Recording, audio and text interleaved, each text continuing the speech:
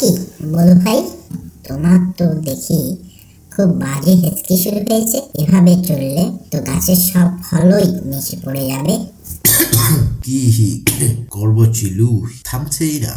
বলো ভাই, আমি শুনেছি কাউকে হঠাৎ খুব ভয় দেখালে তার হেঁচকি থেমে যায়। তুমি এক কাজ করো, চোখ বন্ধ করে দাঁড়াও, আমি আসছি।